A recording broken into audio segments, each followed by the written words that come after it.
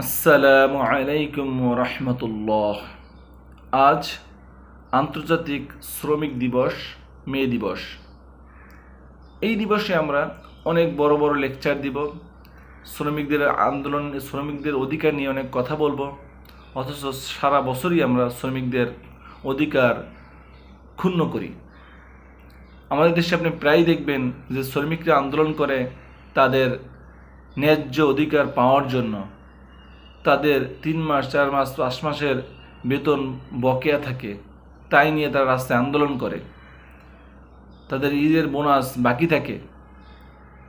অথচ এই শ্রমিকদের সাথে কেমন আচরণ করতে হবে, ইসলাম এই সম্পর্কে কি বলে, আমাদের প্রিয় নবী হযরত মুহাম্মদ সাল্লাল্লাহু আলাইহি ওয়াসাল্লাম আমাদের কি শিক্ষা দিয়েছেন, এই শ্রমিকদের সাথে কেমন আচরণ করতে হবে, সেই সম্পর্কে 3টি হাদিস বলবো। আমা তৌফিকি ইল্লা বিল্লাহ।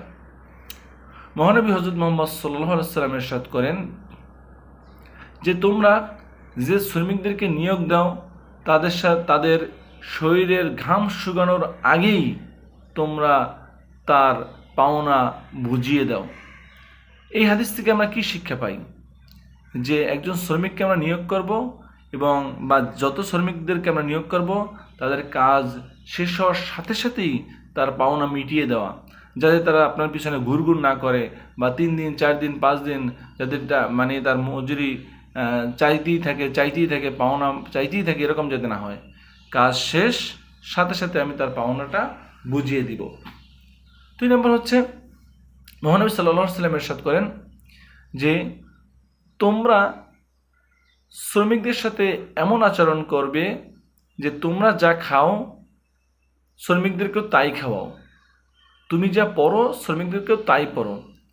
মানে আমি যে সমস্ত শ্রমিকদেরকে নিয়োগ করব আমরা তাদের সাথে উত্তম আচরণ করব, আমি যা খাবো তাদেরকে তাই খাওয়াবো। মুহাম্মদ সাল্লাল্লাহু আলাইহি ওয়াসাল্লাম আরও ইরশাদ করেন অন্যত্র হাদিসে যে তোমরা যে শ্রমিকদেরকে নিয়োগ করো তাদের সাধ্যের অতিরিক্ত কাজ চাপিয়ে দিও না।